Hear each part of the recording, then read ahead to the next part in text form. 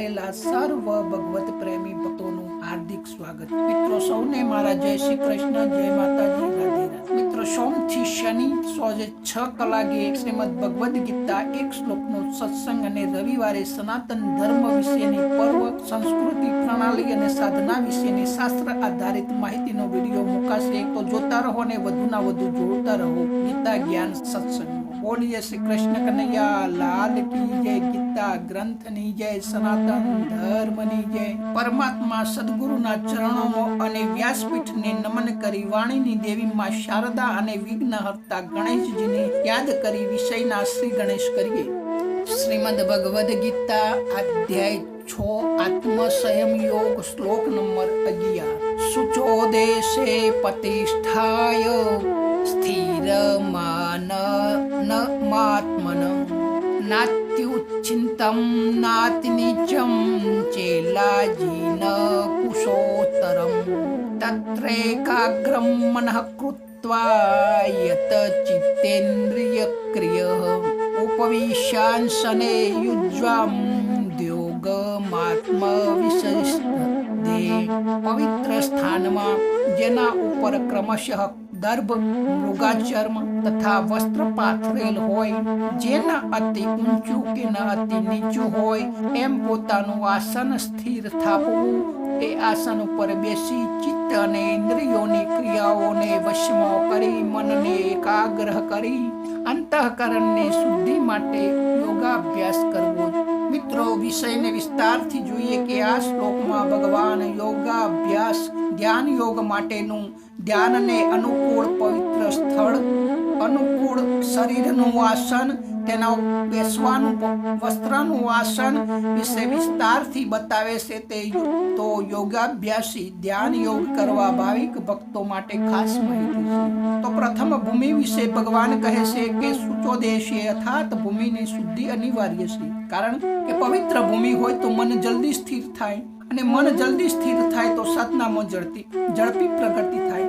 એમાં એક સ્વાભાવિક શુદ્ધ સ્થળો છે, જેમાં તીર્થ સ્થળ, નદી કિનારો, મંદિર, જંગલ, પર્વત, વૃક્ષોમાં પીપળાનું વૃક્ષ, વડનું વૃક્ષ, તુલસીનું વૃક્ષ, લીલીનું વૃક્ષ, આમળાનું વૃક્ષ, આ બધા પવિત્ર વૃક્ષો છે। તેમાં ગાયના સાણથી લીંપેલી માટી, દરરોજ ગંગાજળનો છંટકાવ, જમીન પવિત્ર મનાય છે। પછી જો બેસવાનું હોય તે સ્થળની જમીન સમથળ કરવી, જેનાથી આસન હાલક ડોલક ના થાય। પછી તેના ઉપર લાકડું અથવા પથ્થરની બેઠક પાકી કરી દેવી, જેનાથી નીચેની જીવાત તમને પથ્થર ના ફાડે।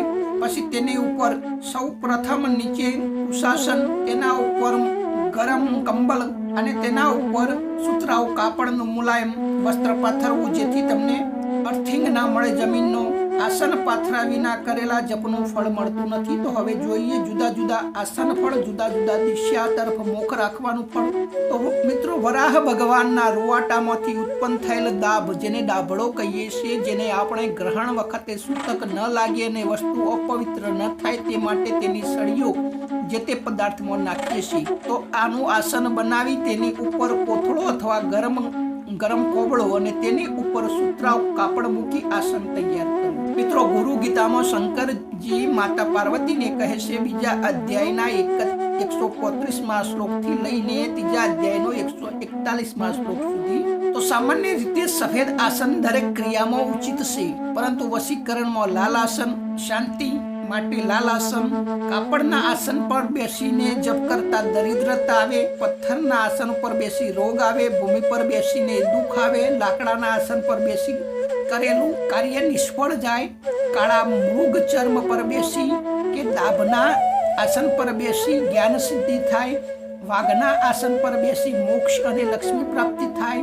પરંતુ નીચે દર્ભનું આસન અને ઉપર કામળાનું આસન કરી ઉપર સુતરાઉ કાપડથી સર્વ સિદ્ધિ પ્રાપ્ત થાય છે। તો મિત્રો હવે જુદી જુદી દિશા તરફ મુખ રાખી જપ પાઠ ધ્યાન કરવાથી જલ્દી સફળતા મળે છે। તો અગ્નિ ખૂણા તરફ મુખ રાખી આકર્ષણ, વાયવ્ય ખૂણા તરફ મુખ રાખી શત્રુઓનો નાશ, નૈઋત્ય ખૂણા ઉપર મુખ રાખી દર્શન, ઈશાન ખૂણા તરફ મુખ રાખવાથી જ્ઞાન પ્રાપ્તિ।